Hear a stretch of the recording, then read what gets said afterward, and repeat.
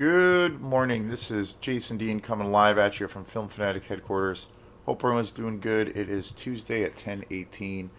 So yeah, pretty normal weather day today for winter time. Getting really close to spring. So yeah, first things first. I'm really excited about. I went to the movies last night, so I'm very excited to talk about the movie that I saw and all things that entails.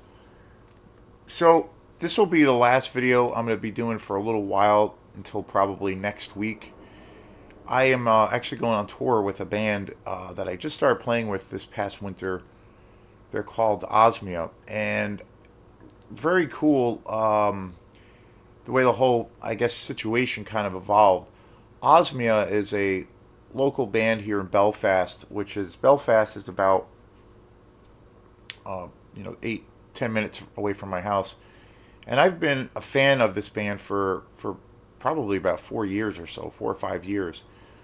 I saw them play. I saw Osmia play. They're a power trio, and they have this very well. It's definitely like a punk band. It's hard, trying to figure out the best way to describe them. Definitely a punk band, but they really have this a lot of distortion. They use a lot of effects and pedals. I'm a big fan of that. They're pretty harsh and intense.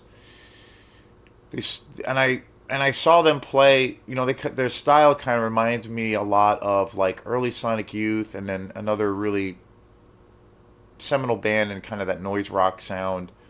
Place to Bury Strangers, a little bit of Yolo Tango. They have like a shoegaze vibe. Really cool stuff. And so I saw them play at a festival, uh, probably about 4 years ago or so. And I was there at this festival playing with another band, and I really loved their sound. And since that time, I had seen them play about 3 or 4 other times, and then my band Quantum, we ended up playing a show with them at like a house party barn show over this past summer, and it was really fun. And then fast forward a little bit more time, I was I like to go to see live music as much as I can and try to support the local scene. And when I was doing that, I kept running into Leo, who is the main guy in Osmia. It's kind of his baby. He writes all the material. It's kind of it's his brainchild. And so I ran into him at a bunch of shows and got to know him through that a lot more. And he was a super cool guy, really cool, and we kind of hit it off. And then over time, I kept running into him about, and we just like kind of hit it off. And then, uh, you know, one one of the last times or so that I had run into him, he came out to, and he started coming out to some of our quantum shows, which was really cool. And then in conversation, we talked about just kind of getting together to jam, just for the hell of it.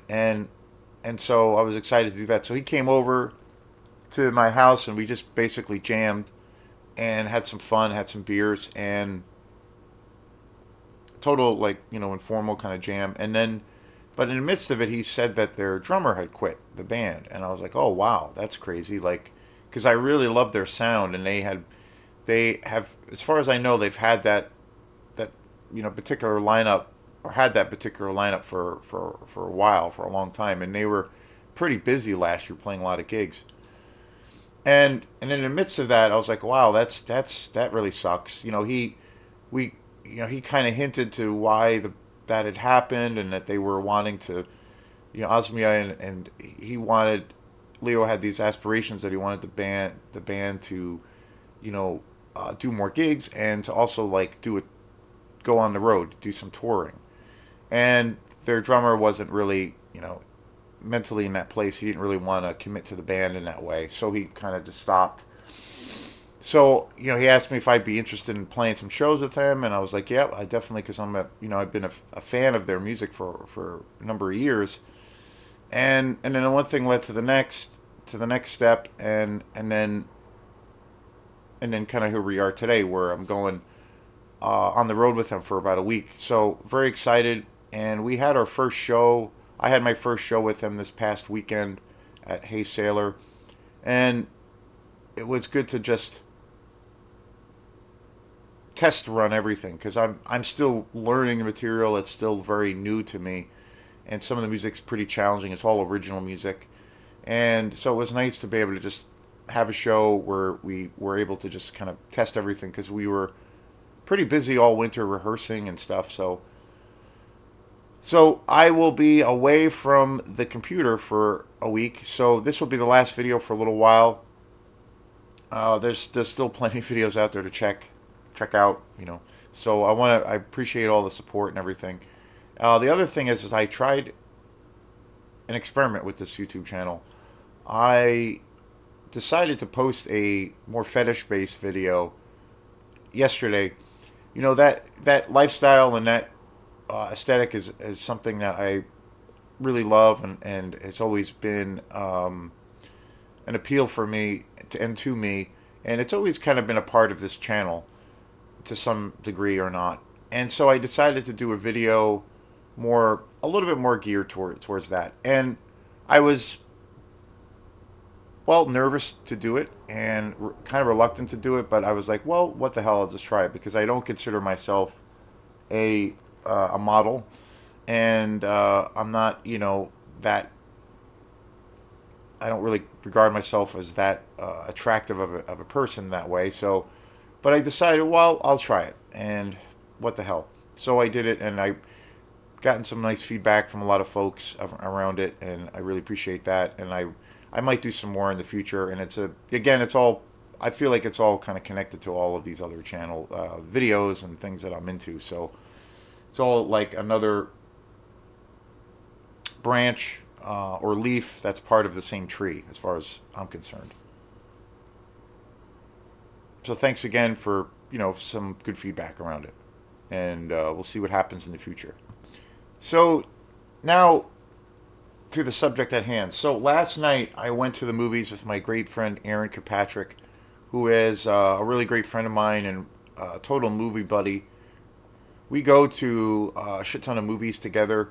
I still, when I think back, say 10 or 12 years ago, or maybe not quite that far back, but I used to go to the movies like all the time.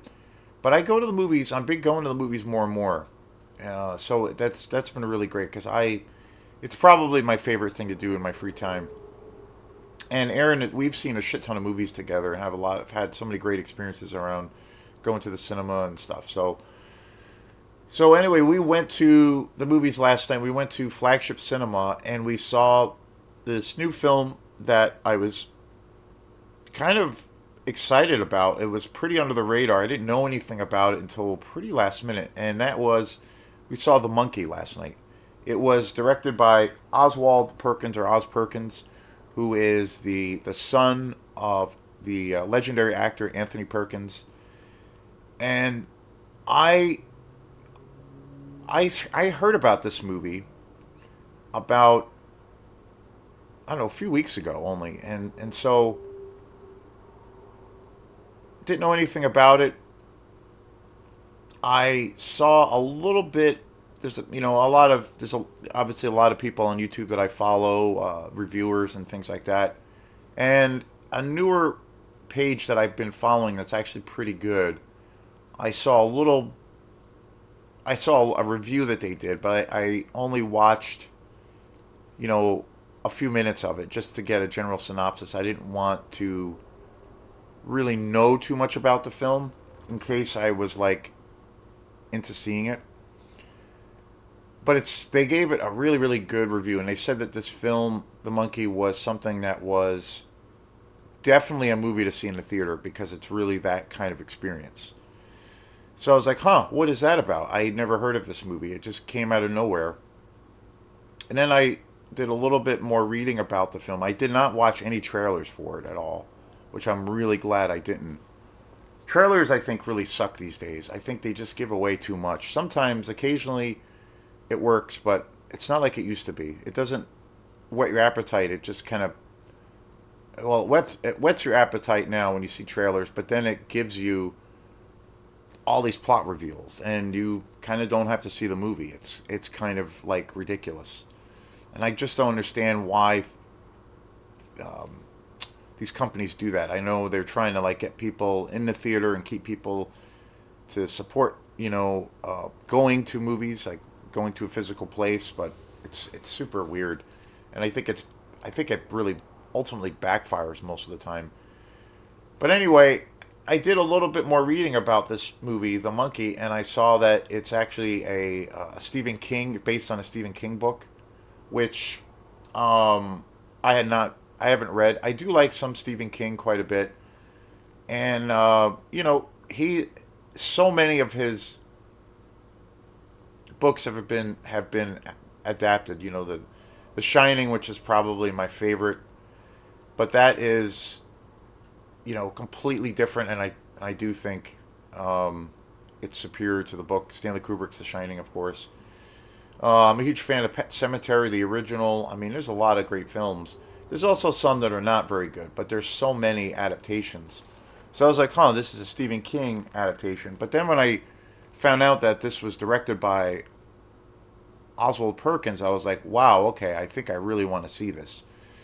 And Oswald Perkins is becoming a director. I have to say that I am really digging, and I am really going to pay attention to his career. Oswald Perkins directed Longlegs last year, and he is super prolific right now, cranking out movies. And I had I didn't know anything about Oswald Perkins as a director or even as a person until I saw Longlegs, and I really liked Longlegs. I thought Longlegs was a really interesting movie. It kind of messed with your expectations. It's got that super I 90s feel to a degree, but then I think it also has a real 70s vibe to it.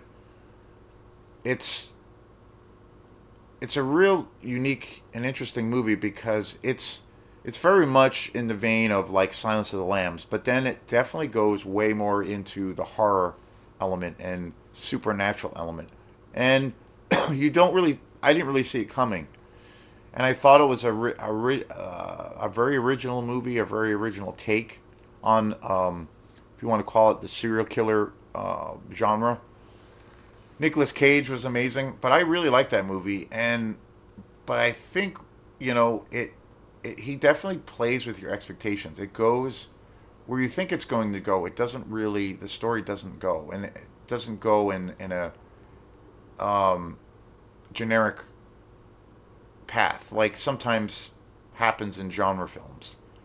Kind of messes with your expectations, and I like that. And I love the cinematography, the music, the whole vibe. And again, it has a very 70s vibe. So I was like, when I heard that he directed this movie, I was like, wow, okay, I'm interested. And so we saw The Monkey last night, and I have to say this movie just kicks ass. I thought it was great, super entertaining. I have not read the original source material, the original book.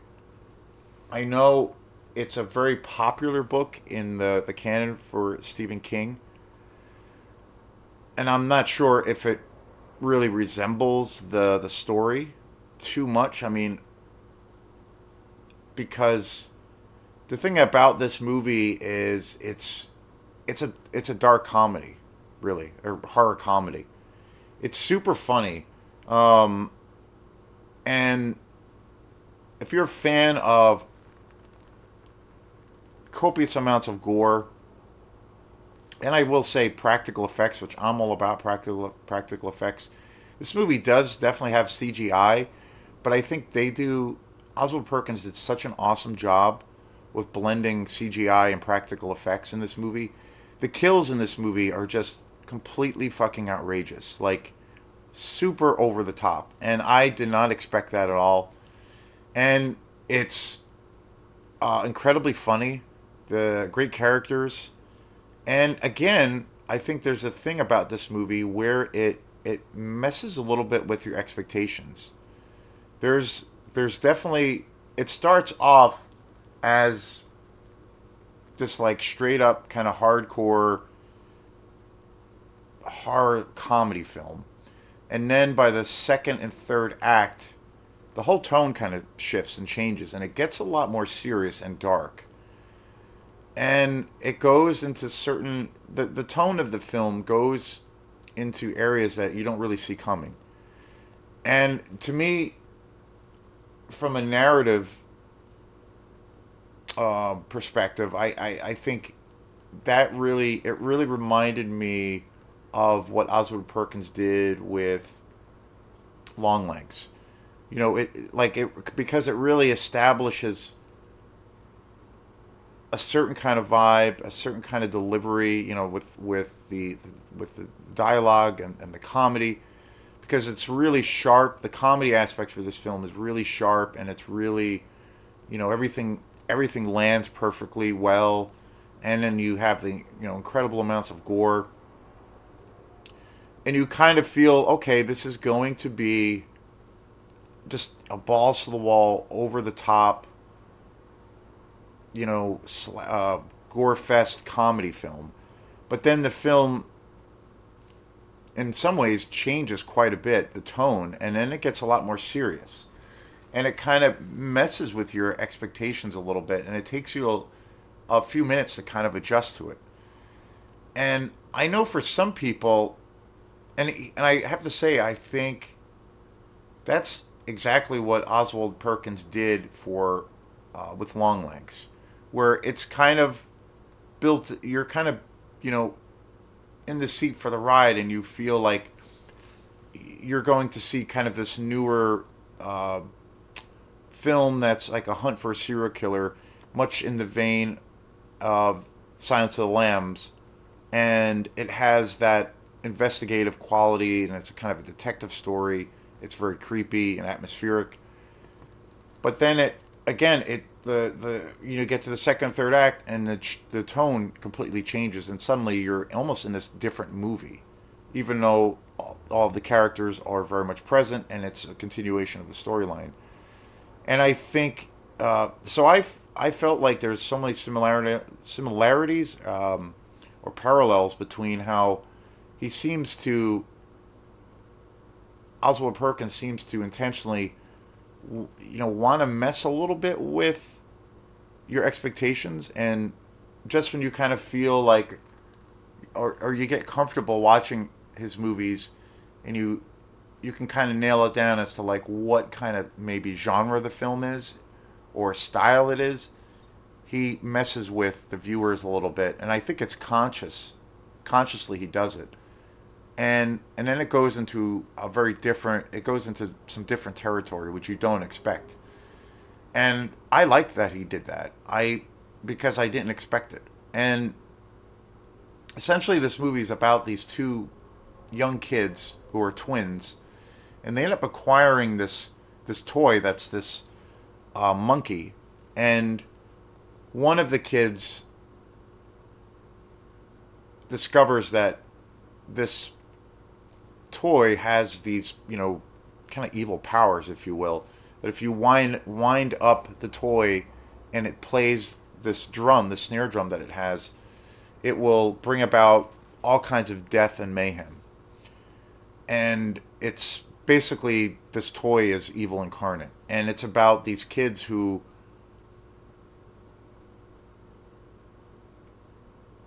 are in possession of this toy, and it follows these kids over the span of like 20 years, and how it affects their lives. And they try all of these things to try to get rid of this toy, but it keeps coming back. And it's awesome. It's super. I had a totally fucking awesome time watching this movie. And the other thing that was super awesome was at the end of this movie, there's actually a trailer for another Oswald Perkins movie that's coming out really soon, which I was just like, wow. In this movie, the trailer, in this trailer, this movie does not look at all like a comedy. It looks super serious and super insane, super gory.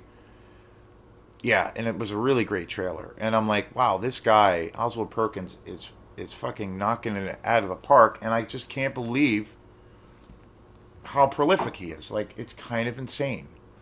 Like, three movies back to back, almost in the same year. And it was so cool because I had no idea that Aaron and I got done watching the movie and we watched all the credits because it's got great music throughout the movie, really great soundtrack. And then this new trailer came on. And I was like, what the hell is this? And it was a trailer for another Oswald Perkins film. And I was just like, wow. And after seeing this movie, I have to say, and I even felt this way after seeing Longlegs, Oswald Perkins is a director to watch right now. I really think he's emerging as just a fantastic director to really take the time and check out his films.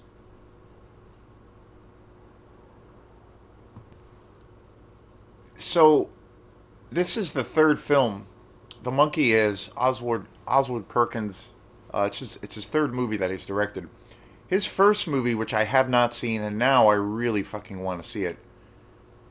I believe it's called The Black Coat's Daughter, and I heard that the film is like this really slow burn, really serious atmospheric horror film, which now I have to fucking see, and I haven't seen it. But I am officially a huge fan of him as a director. I think he's got such a unique approach as a filmmaker. I think he's kind of this demented guy too. I think he's like slightly demented. He definitely does not take himself too seriously. It's the other thing about this movie that I love is that it's got, obviously, especially in the second, third act, it goes into much darker territory and more serious territory, and it's not as I guess funny per se, and again, it messes with your expectations. But I love that you could tell that he's having fun and he's not taking himself. His head is clearly not up his ass, and he's not pretentious. He likes to have fun. He likes to kind of push the boundaries, I think, too. The other thing that was so awesome about this movie, and I feel like it's very much part of Longlegs, but there's so many things, like the opening for The Monkey, for me, I felt like, holy shit, this is like a total, like, Italian giallo film. Like, the music, the 70s, it felt like it was something ripped, the music and kind of the fonts for the credits and just kind of the design, especially the opening. I was like, this is totally like sounds like or feels like a Sergio Martino film, like from the early '70s, like a total Italian giallo film. And I was just like, whoa, what is this? And I was really excited about that. And I think the influence of my favorite genre of filmmaking, the old school, 70s, 80s horror exploitation world, especially all the European and all the Italian directors and just all the sleazy trash movies that came out. I really feel like takes a lot of influence from that world and puts that in this movie in a modern context. And I was just like, fuck yeah. Like, there's a lot of that throughout this film. There's a lot of like little sprinklings of like kind of that 70s like exploitation vibe. And especially with the gore, because the gore is so over the top. And even though there's definitely CGI in this movie, I got the feeling that there's just as much practical effects. Like, I thought the way he blended practical effects and CGI was really seamless. I did not feel once that it took me out of the movie, where it felt like it was, when it came to some of the gore, and there is so much gore in this. There's so much death and carnage, and yet you're laughing your ass off. I never thought once like, oh, that feels a little bit too artificial. It was seamlessly done. And I think, another example, I think everything comes full circle.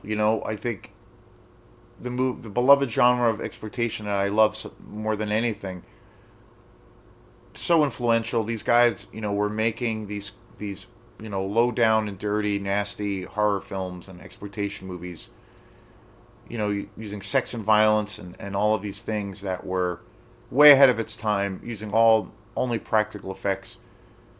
You know, of course, that time has gone away, but it's the influence is, I feel it's coming back in movies. The Substance with Demi Moore had a big time influence of that. Um, in a Violent Nature has that vibe. Um, Late Night with the Devil, another film that was really great that came out last year, big time.